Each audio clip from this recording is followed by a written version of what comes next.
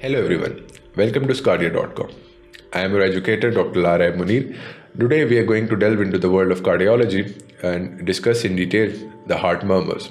This is the first part of your lecture on heart murmurs, and the second, because of the diversity of this topic, we have divided this lecture in two parts.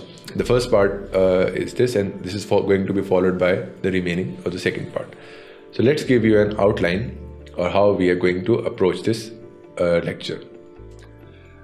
We are going to start off with the definition of the heart murmur. What is a heart murmur? Why are these murmurs produced? What are the different conditions that can lead to the heart murmur or the additional heart sounds? We are going to discuss graphically a few conditions, a few valvular pathologies. We are going to discuss the cardiac cycles, the part of the cardiac cycle during which this murmur is produced, and we are also going to discuss slight details, a few septal pathologies or a few congenital abnormalities in which can lead to a heart murmur. We are going to discuss a few characteristics of the murmur, starting off with the duration of the murmur or the characters of the murmur, the shape of the murmur, which is we can see on this diagram. We are going to grade the murmurs according to their intensity or severity, starting from the grade 1 to the grade 6. And then we are going to look at the intensity of the murmur in regards to the cardiac pathology or the intensity of the structural heart disease. On the chest, we are going to see what are the parts, what are the places where the murmur is best appreciated, and what is the radiation of the murmur. For example, the murmur of aortic stenosis, as we say, it radiates to the carotids. The murmur of the mitral regurgitation, it radiates to the axilla. So on a chest, we are going to see the points where the murmur is best appreciated and discuss the radiation of a few murmurs as well. Moving on, we are going to classify the murmurs into the systolic and the diastolic murmurs.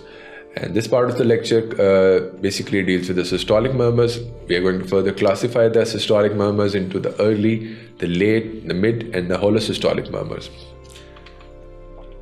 Starting off, we are going to discuss the early systolic murmurs. What are the causes of the early systolic murmurs? What are the different valvular pathologies or the septal pathologies that can lead to a murmur in the earlier part of the systole?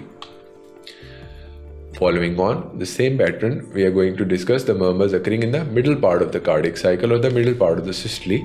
What are the various valvular pathologies, or if there is any other abnormality which can lead to a mid-systolic murmur, we are going to discuss them in the details. Similarly, there are certain congenital pathologies, for example, the tetralogy of Fallot or the congenital pulmonic stenosis. We are going to differentiate their presentation and the murmur intensity according to the severity of the disease. Following the same pattern, we are going to discuss the murmurs occurring in the latter part of the systole or the late systolic murmurs. The different valvular pathologies, what are their presentation, what are the various diseases, what are the important points concerning their location or radiation or their intensity. Similarly, we are going to discuss the mitral valve prolapse in this relation. What are the various bedside maneuvers we can do which will lead to the increase in the intensity or the decrease in the intensity of the murmur. This is important to understand clinically, and there are some simple steps which can be done on the bedside to help us gain more information about the patient's disease and the intensity of the murmur. Similarly, in the latter part of the lecture, we are going to discuss the holosystolic murmurs, the murmurs occurring throughout the systole. What are the pathologies that lead to this condition?